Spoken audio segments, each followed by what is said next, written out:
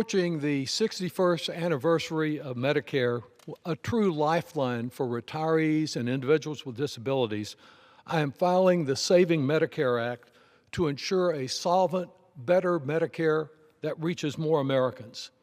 Medicare represents a valued federal guarantee that workers will age with dignity and have access to quality, affordable health care.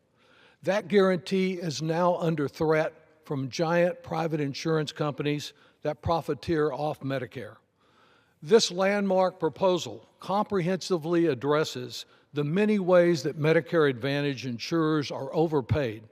My goal is to level the playing field so that traditional Medicare is no longer at a disadvantage to these private insurers. 23 years ago, in this very room, Republicans arm-twisted their own members and others all night long into the wee hours of the morning to ensure approval of a terrible bill that has hurt Americans and cost them hundreds of billions of dollars. Its landmark provision was one to limit Medicare from negotiating prescription drug prices, ensuring that we continue to pay the most outrageous pharmaceutical prices anywhere on the earth. And at the same time, they also included this new program with the great misnomer Medicare Advantage, a private insurance alternative to Medicare. Though the supporters claim that they would save us so much money and it would cost less than traditional Medicare, MA private insurers have never saved us a dime. Indeed, MA actually costs taxpayers tens of billions of dollars extra every year.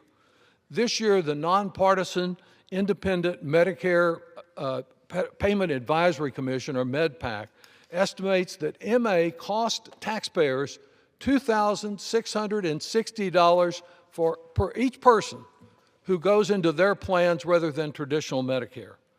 Insurers claim that this great bonus that they're receiving provides so many extra benefits to consumers, from pest control to rent to a trip to get groceries, all of these various things, everything from one advertised insurer than a Joe Namath autographed football.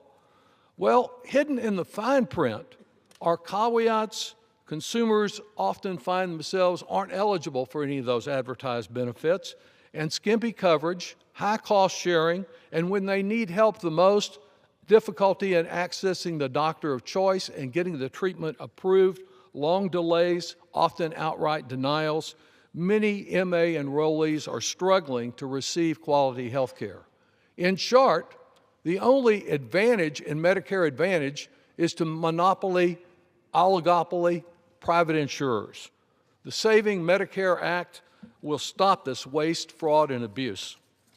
It is about delivering to Americans the care that they deserve at a reasonable price. Funds to extend Medicare insolvency and improve Medicare through dental, vision, and hearing benefits, another piece of legislation I've offered, an out-of-pocket cap, lower premiums, and more. We can achieve this by simply saying to MA that you should not cost more than traditional Medicare. My bill reins in upcoding, a practice these insurers use to make it appear that patients are sicker than they really are. It will also stop plans from profiteering where the Veterans Administration is providing most of the health care, but they've recruited veterans to join their plans for whom they provide little or no care. It addresses insurance practices of steering sicker patients into traditional Medicare and trying to get healthier consumers who cost less into their plans. It phases out the failed county quadrille system and the quality bonus plan, which have only delivered more money to private insurers. Finally, it enhances federal oversight and involves the state partners in this also. Medicare Advantage is putting Medicare on long-term life support. The Saving Medicare Act is a roadmap for accountability, reasonable spending, and improving the health care for many Americans. In this totally ineffective and unsubstantial Congress, chances of getting Republicans to stand up to any special interest are pretty slim. But this bill is designed to encourage colleagues in the future with specific guidelines on how to deal with Medicare and make it better for more Americans, and to urge more of our colleagues to have the courage to stand up to these insurance giants by preventing them from using Medicare as a piggy bank. I yield back.